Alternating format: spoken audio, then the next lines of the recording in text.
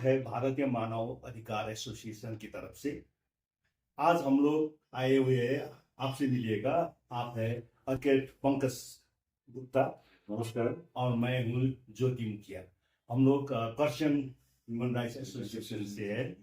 और विशेषकर हम लोग क्या देख रहे हैं कि गांव घर में या तो कहीं भी जाइएगा कि बहुत सारा घटनाएं घटते हैं, लेकिन लोगों को पता नहीं है कि ये घटना घटने के बाद कहाँ जाना है। जैसे चोरी हो जाता है, लेकिन चोरी होने के बाद कानूनी प्रक्रिया क्या होता है, उसके बाद क्या करना चाहिए, लोगों को इतना आइडिया नहीं होता है। नहीं। तो इसलिए आज हम थोड़ी थोड़ी बहुत छोटी से समय में एक छोटा सा मुद्दे के ऊपर बात करेंगे। जैसे घटना घटे, हमें क्या करना है, जीडी करना है या एफआईआर करना है, और जीडी क्या होता है और एफआईआर क्या होता है, थोड़ा जानकारी लेंगे पंकज जी से। तो पंकज जी बताइएगा। हाँ, तो आपने कहा जीडी और एफआईआर है ना। तो जीडी होता है सेक्शन, ये धारा 44 के पुलिस एक्ट के अनुसार होता है। जनरल डायरी में क्या होता है कि अगर हमारा कोई चीज हो जाए या अगर हमारा कोई सिंपल सा ही घटना हो जाए या आपने मेरे को गाली गलौज किया या कुछ सिंपल सा ही कुछ धमकियां भी दी है, तो हम लोग इसमें जाके थाने में जाके एक जीडी कर सकते हैं। और जीडी में ये होता है कि जो पुलिस होती है वो आगे कानूनी कार्रवाई नहीं करती है। तो जीडी रहता है कि सिंपल भाषा में बोलेंगे तो एक कंप्लेंट जैसा है। कंप्लेंट जैसा है, किसी ने मुझे धमकी दे दिया तो मुझे डर लगा कि ये अब आदमी बाद में मुझे कुछ भी कर सकता है, तो मैं जाके पुलिस को जीडी कर दूंगा, है ना। तो जीडी में वो क्या करते हैं, वो रिकॉर्ड करते हैं कि आप जो कंप्लेंट करने जो जाता है उनका नाम और जो आरोपी है उनका नाम, और अगर कुछ बाकी डिटेल्स वगैरह डेट वेट करना सब बस रिकॉर्डिंग के लिए होता है। उनका दिनचर्या में जो होते हैं वो रिकॉर्ड करते हैं।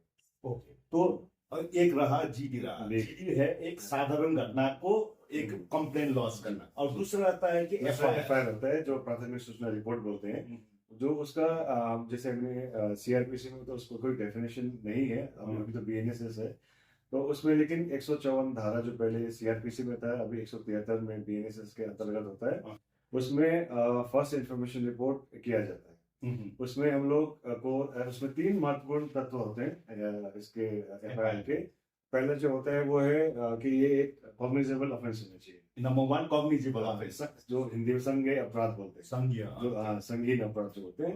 और दूसरा होता है ये आपको या तो थाने में जाके मौखिक या लिखित रूप में दिया जाना। अच्छा, घटना होना चाहिए संगीत थोड़ा संगीत बता देंगे कि संगीन जैसे हत्या, बलात्कार, हाँ जैसे पोक्सो का है, या और जोर से मारपीट हो गई है ना। अच्छा, चोरी, हाँ वो सब संज्ञेय। किसी का मानहानि वो भी होता है। हाँ, वो भी संज्ञेय डिफेमेशन जो बोलते हैं वो भी, हाँ उसमें भी इंफॉर्मेशन रिपोर्ट देते हैं, है ना। तो उसमें मानहानि में भी थोड़ा सा ये है कि एफआईआर कर सकते हैं, कंप्लेंट केस भी होता है उसमें। तो चलो वो खैर वो बाद में उसको डिस्कस करेंगे।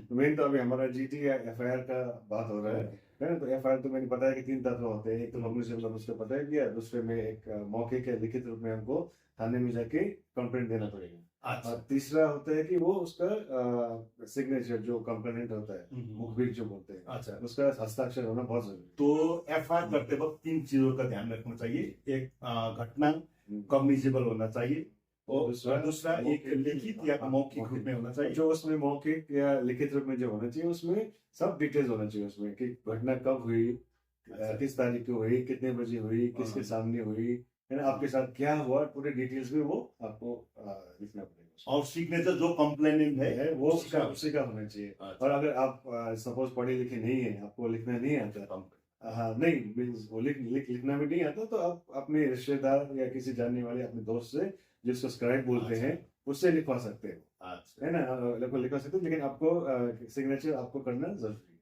जो कंप्लेंट जो कंप्लेंट कर रहा है।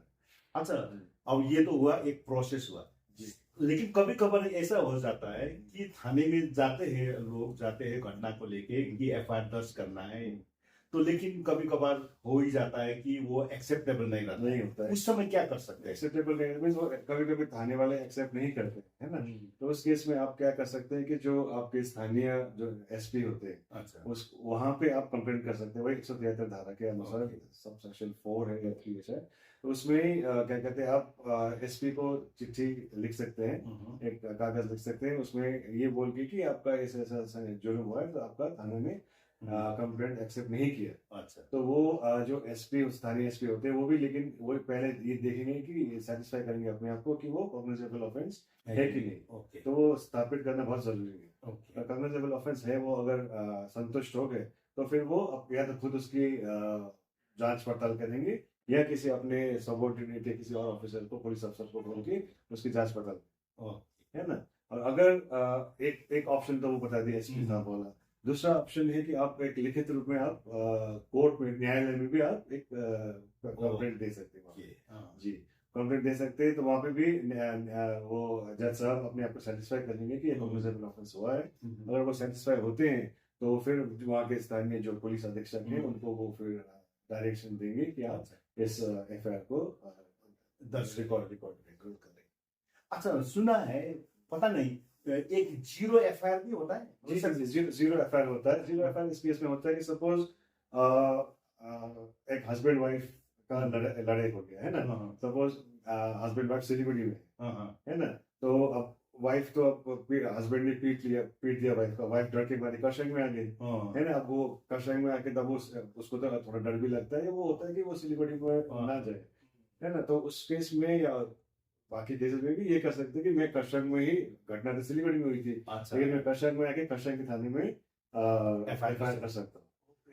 उस केस में उसको जीरो एफआईआर बोलते हैं। तो कशंग में वो नंबर नहीं दिया जाता, उसको जीरो एफआईआर बोलते हैं। तो वो सब रिकॉर्ड करके फिर वो कंप्लेंट को या एफआईआर को वो फिर जो संबंधित थाना होता है वहां पे वो भेज देते हैं उसको। ओके, बहुत बहुत धन्यवाद पंकज जी।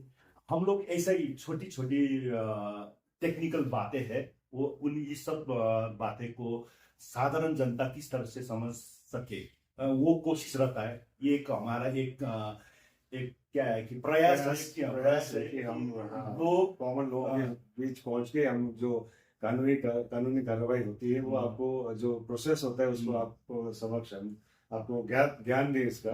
क्योंकि सबसे बड़ा मुश्किल बात मेरी एक्सपीरियंस से क्या है कि लोगों को प्रोसेस मालूम नहीं है क्या करना चाहिए। जीडी अगर डॉक्यूमेंट हो गया तो क्या करना है, मेरे साथ कुछ घटना हो गया तो क्या करना है, कहाँ जाना है, वहां जाके क्या करना है, अगर पुलिस ने मेरा एफआईआर नहीं किया तो मैं क्या करूँ।